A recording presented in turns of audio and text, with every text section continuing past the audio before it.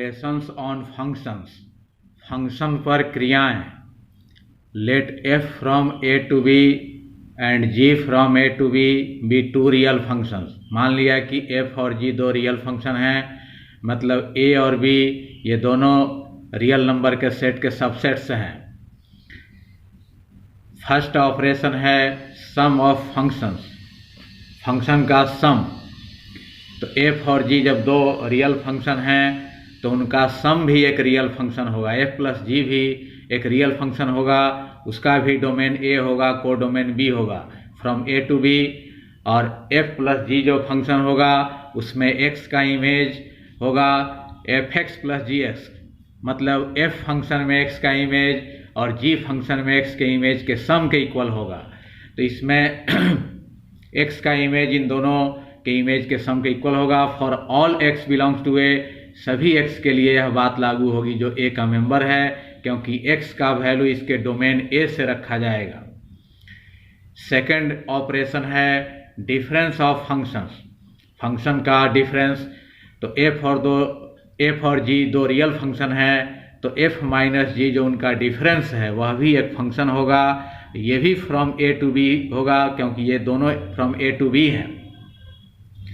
तो इसका भी डोमेन a को डोमेन b होगा। और f माइनस जी एक्स को लिख सकते हैं fx minus g x for all x belongs to a, मतलब कि f माइनस जी में x का जो इमेज होगा वो f में x का इमेज और g में x के इमेज के डिफरेंस के इक्वल होगा। थर्ड ऑपरेशन है scalar multiplication of a function, एक फंक्शन का scalar multiplication. Let alpha be a scalar, मान लिया कि अल्फा एक स्केलर है, मतलब अल्फा कोई नंबर है जिसमें सिर्फ मैग्नीट्यूड है, डायरेक्शन नहीं है। जैसे अल्फा का वैल्यू कोई भी रियल नंबर 5, 10, 15 कुछ भी हो सकता है। तो अल्फा f, तो f फंक्शन में अगर अल्फा से मल्टीप्लाई करें, किसी रियल नंबर से मल्टीप्लाई करें तो वह भी एक फंक्शन बन जाता है। तो यही फंक्शन का स्केलर मल्टीप्लिकेशन कहलाएगा। ये भी फंक्शन जो है फ्रॉम a टू b है, इसका डोमेन a है, को डोमेन b है। और अल्फा f जो फंक्शन है उसमें x का इमेज जो होगा अल्फा इंटू एफ एक्स, मतलब f फंक्शन में जो x का इमेज बनेगा उसमें अल्फा से मल्टीप्लाई हो जाएगा। For all x belongs to a, सभी x के लिए यह बात लागू होगी जो a का मेंबर है, क्योंकि x का वैल्यू इसमें हम लोग रखेंगे इसके डोमेन a से ही। फोर्थ नंबर है multiplication of two real functions, दो रियल फंक्शन का मल्टीप्लिकेशन। तो f और g दोनों रियल फंक्शन हैं, उनको मल्टीप्लाई अगर करते हैं f इंटू जी, तो यह भी एक नया फंक्शन बन जाएगा। और ये भी फ्रॉम a टू b होगा, क्योंकि ये दोनों फ्रॉम a टू b हैं। f इंटू जी फंक्शन में x का जो इमेज होगा वो होगा fx इंटू जी एक्स, मतलब f फंक्शन में x का इमेज g फंक्शन में x के इमेज के प्रोडक्ट के इक्वल होगा। For all x belongs to a, सभी x के लिए जो कि a का मेंबर हो, क्योंकि इसमें x का मेंबर इसके डोमेन a से रखा जाएगा। फिफ्थ ऑपरेशन है quotient of two real functions. f और g जब दो रियल फंक्शन हैं तो f बाई जी, मतलब f और g का f में g से डिवाइड करने पर जो कोसेंट आएगा वो भी एक फंक्शन होता है। ये from a difference x such that g x is equal to 0, मतलब इसका डोमेन a होगा, a के मेंबर होंगे, लेकिन x का वो वैल्यू नहीं होगा जिसके लिए gx, मतलब नीचे जो फंक्शन है डिनोमिनेटर में उसका वैल्यू 0 हो जाए। इसका वैल्यू 0 नहीं होना चाहिए। और इसका को डोमेन वहीं b रहेगा। और f बाई जी जो फंक्शन है उसमें x का इमेज बनेगा fx बाई जी एक्स, मतलब f फंक्शन में x का इमेज, g फंक्शन में x के इमेज डिवाइड करने पर जो कोसेंट प्राप्त होगा, fx में gx से डिवाइड करने पर जो कोसेंट प्राप्त होगा वो इसका इमेज बनेगा f बाई जी फंक्शन में x का। इस एग्जाम्पल यहाँ हम लोग देखते हैं। fx एक फंक्शन है x का 2x प्लस 3, g भी x का एक फंक्शन है x माइनस 2, दोनों फंक्शन का सम भी एक फंक्शन होगा, f प्लस g भी फंक्शन होगा और उसमें x का इमेज बनेगा, x डिस्ट्रीब्यूट हो जाएगा fx प्लस gx।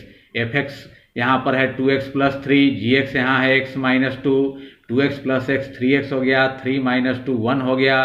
तो ये f प्लस g फंक्शन जो है उसका ये रूल बन गया। इसमें x का इमेज इस रूल से बनेगा। इसमें जो x का इमेज बनेगा वो f फंक्शन में x का इमेज और g फंक्शन में x के इमेज के सम के इक्वल होगा। जैसे मान लेते हैं कि 5 का इमेज f फंक्शन में बनता है, f फंक्शन में 5 रखेंगे x का वैल्यू, तो यहाँ 10 + 3 13 हो जाएगा। और इसमें 5 का इमेज बनेगा 5 - 2 3, तो इसमें 13 बना, इसमें 3 बना, 13 और 3 ऐड कर दिया जाए तो 16 होगा। तो इसमें 5 का इमेज डायरेक्ट 16 बन जाएगा। यहाँ 5 रखेंगे तो यहाँ भी 5 रखेंगे तो 15 हो जाएगा, 15 + 1 16, इसमें डायरेक्ट 16 बन गया। तो इसका इमेज जो बना वो f फंक्शन के इमेज और g फंक्शन के इमेज के सम के इक्वल हो गया। इसी तरह f - g x को लिख सकते हैं fx - gx, fx है 2x + 3, gx है x - 2, ब्रैकेट हटा दिया तो यहाँ -x होगा, +2 होगा, 2x - xx हो गया, 3 + 2 5 हो गया। तो f - g फंक्शन का ये रूल बन गया। अब इससे इसका इमेज डायरेक्ट निकलेगा और इसमें जो इमेज बनेगा वो f फंक्शन के इमेज और g फंक्शन के इमेज के डिफरेंस के इक्वल होगा। थर्ड जो है 5 × fx, तो 5 यहाँ स्केलर हो गया, नंबर है, तो ये फंक्शन का स्केलर प्रोडक्ट हो गया। तो 5 से f फंक्शन में मल्टीप्लाई किया गया। अब इसमें x का इमेज जो बनेगा वो होगा 5 × fx, तो fx यहाँ पर है 2x + 3, तो fx के जगह 2x + 3 रखा गया। 5 से मल्टीप्लाई करने पर यहाँ 10x हो गया, 5 × 3 15 हो गया। तो अब ये इसका रूल हो गया। अब इससे इसका इमेज बनेगा और इसमें जो इमेज बनेगा वो f फंक्शन के इमेज का 5 टाइम्स हो जाएगा, 5 गुना हो जाएगा। फोर्थ है f और g का मल्टीप्लिकेशन भी एक फंक्शन है जिसमें x का इमेज बनेगा fx × gx। fx जो फंक्शन है यहाँ पर 2x + 3 है, यहाँ 2x + 3 रख दिया, gx फंक्शन है x - 2, दोनों को मल्टीप्लाई कर देंगे, 2x x मल्टीप्लाई होकर 2x², 2x - 2 में मल्टीप्लाई कर -4x, 3x में मल्टीप्लाई कर 3x, 3 + 3 - 2 मल्टीप्लाई कर -6, फिर 2x² उतर गया, -4x + 3x मिलकर -x - 6। तो ये जो बना ये f × g जो फंक्शन है उसका ये रूल बन गया। अब इस x का इमेज अब इससे बनेगा और इसमें जो इमेज बनेगा वो f फंक्शन के इमेज और g फंक्शन के इमेज के प्रोडक्ट के इक्वल होगा। फिफ्थ है f/g। f और g जो फंक्शन है उनके f में g से डिवाइड करने पर जो कोसेंट आएगा, कोसेंट फंक्शन है और उसमें x का इमेज बनेगा fx/gx। fx जो है 2x + 3, gx है x - 2, इसमें डिनोमिनेटर कभी 0 नहीं होना चाहिए, 0 नीचे होने पर इन्फिनिटी हो जाएगा जो कि अनडिफाइंड होता है। तो ये 0 नहीं होने के लिए x का वैल्यू अगर 2 रख दिया जाए तो नीचे 0 हो जाएगा, तो x का वैल्यू 2 नहीं होना चाहिए इसमें। अब फंक्शन के कुछ प्रॉब्लम हैं। फर्स्ट एग्जाम्पल है find domain and range of the real function fx = 2x + 3। तो ये रियल फंक्शन है fx = 2x + 3, इसका डोमेन और रेंज ज्ञात करना है। यहाँ से सॉल्यूशन लिखा गया, गिवन दिया हुआ है fx = 2x + 3, fx is real for all real values of x।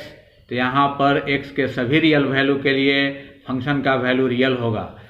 Function का वैल्यू रियल दो स्थितियों में नहीं होता है, जब स्क्वायर रूट के अंदर निगेटिव नंबर हो, तो यहाँ स्क्वायर रूट है नहीं तो वो स्थिति नहीं है। दूसरी स्थिति अगर फ्रैक्शन के डिनोमिनेटर में 0 आ जाए नीचे तब भी रियल नहीं होता है। तो यहाँ फ्रैक्शन भी नहीं है कि डिनोमिनेटर में 0 आएगा, तो दोनों में कोई स्थिति यहाँ नहीं है रियल ना होने के लिए।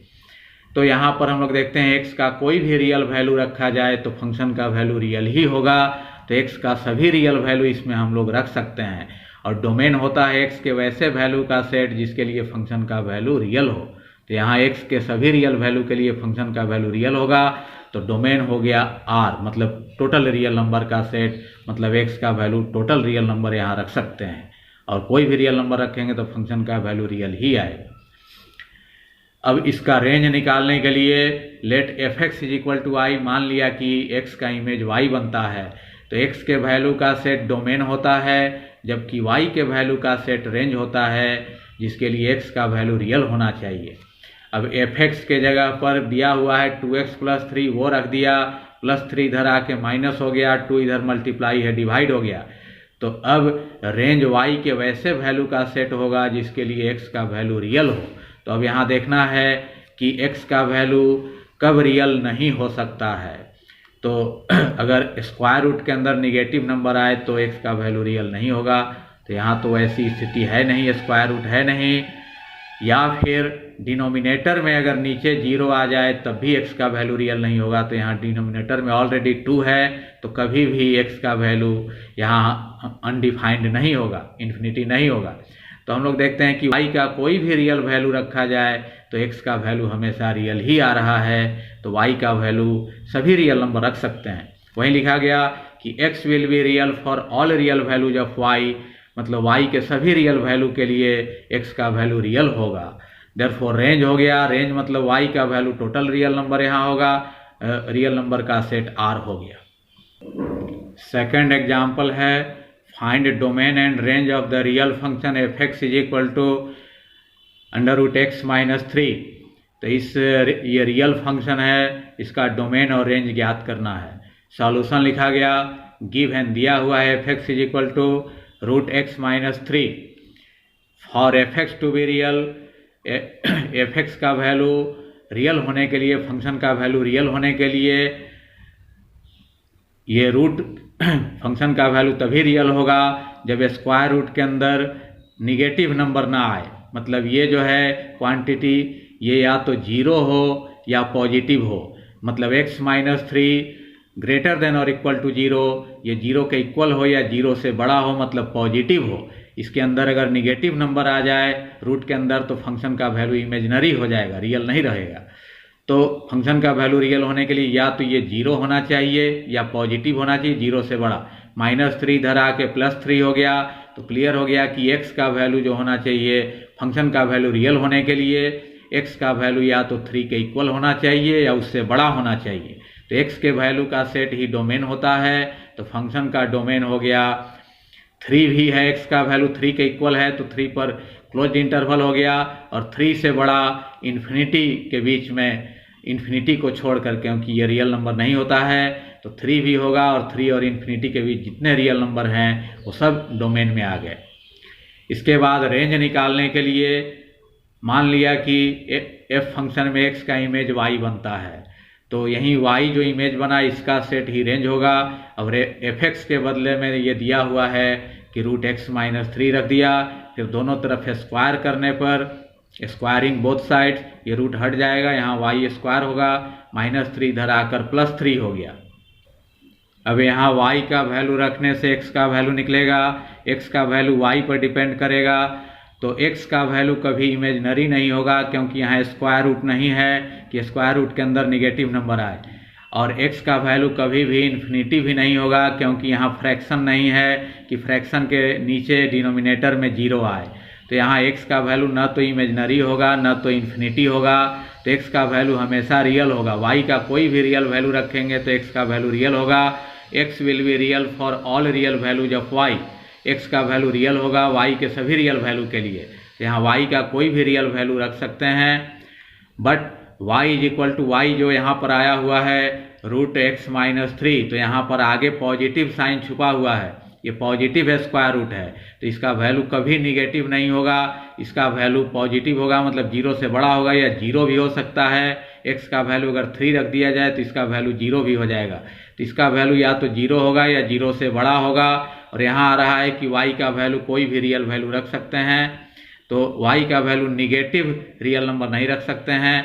y का वैल्यू जब होगा तो 0 या उससे बड़ा होगा, इससे क्लियर हो जाता है।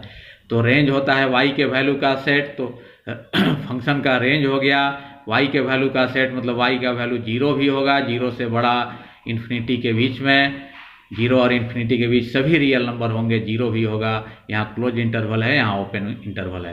तो इस तरह से फंक्शन का रेंज भी निकल गया और यहाँ फंक्शन का डोमेन भी निकल गया।